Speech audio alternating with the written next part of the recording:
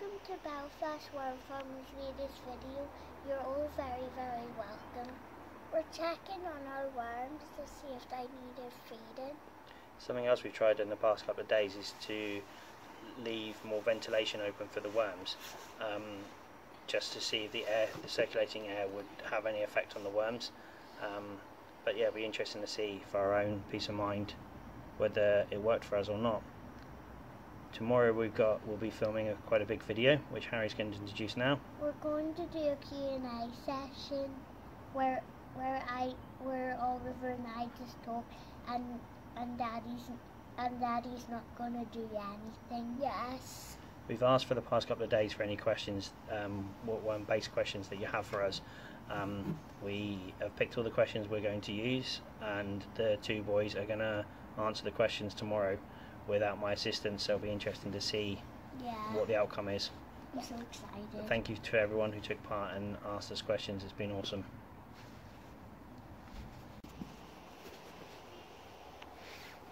They haven't seemed to eat in a lot. There's a lot of paper on the top of this one. There's a cocoon just there. Just right there. Ready to hatch. Can you see any more cocoons in there, Oliver?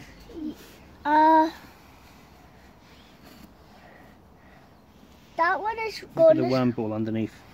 Ooh. The avocado there. There's also another cocoon down there. Yeah. They're ready. That one there is ready to hatch. No, it's not. That one there's yellow. It goes red before it's ready to hatch. So it's nearly ready? Nearly ready to hatch, yeah. Yay. I'm not going to pick up too much of the avocado. No, the avocado I'm just going to leave there. I think we can sprinkle some food on the top of there. The castings in this bin's really good, and the worms are very active there. Yeah. Okay. This is the third bin we've opened today since starting recording. There is signs that the worms are eating, but they're not.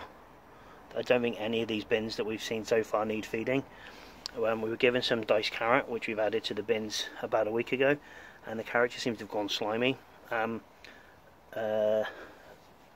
the worms are still lively enough. They're still munching away, but I think what we need to do is we need to start decomposing the food stuff before we give it to them, because they are eating it, but they're not eating it as well as we thought they were.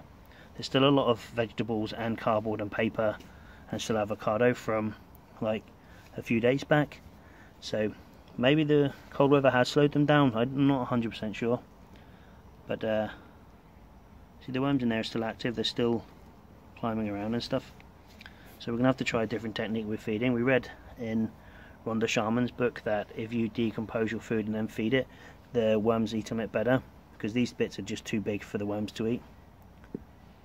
There's a worm snug there with a worm, or what's the remainder of a worm snug with a worm still attached inside it. Still plenty of cocoons in there, and the castings, again, we're getting some really, really good castings coming out. So our ultimate goal is just to raise worms, not castings. To us is a by-product, where a lot of people think that the castings to them is what makes them the money. Well, we'll just go with the flow and just see what happens. This is the bin that we added the orange to. Anyone really intrigued to see how it gets on? Let's pull back some of this stuff here. There's worms underneath it. And there's also two cocoons, one there and one there. But there's another one there and a darker one there. So they must like it. They must like the so there you go. Orange then. Well, we'll keep trying it. Before we start putting loads of orange in, we'll keep trying it. Yeah. Oliver's holding the camera here, so if it goes a bit shaky, that will explain it. Look at the size of this one down here, guys. You see the tiger stripe on this worm? Ooh, wow. That's really cool. I've seen some of them before. Lift up this worm. Ah, right. Oliver, zoom in on this area here, down here. This is where the Hold the camera for me, Oliver, now. Hold the camera. This is where the dragon fruit was. As you can see, the dragon fruit now is just a big ball of slime. And now the worms are starting to eat it. I'm sure if I pull this back, there's cocoons nearly everywhere. One, two.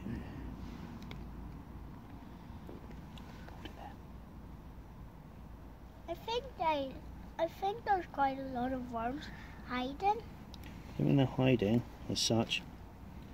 But yeah, the worms seem to like the dragon fruit now. It's decomposed a lot.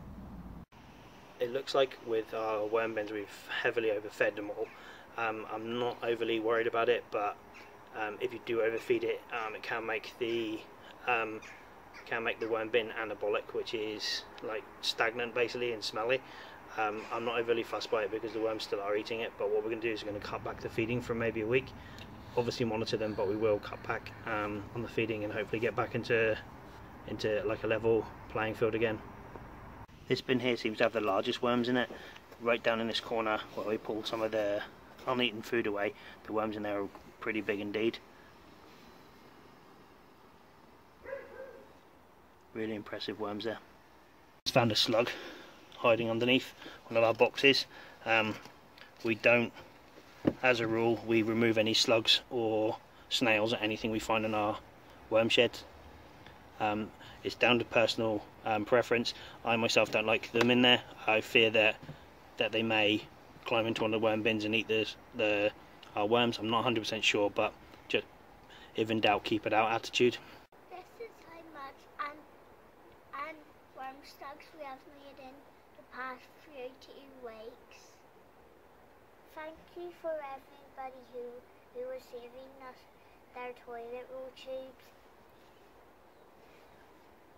Cycle and Tassimo pods. We cut off a hole on the top and retrieved the coffee, and we put the foil and the plastic. We recycled the foil and plastic. And what do we do with the coffee, Harry? We feed it to our worms. That's good. Yeah. That's it for today. Thank you for all watching. We're going to do our Q&A session tomorrow, and we hope that it will be uploaded by tomorrow night. If you want to subscribe, click up here, and if you want to see more, click here.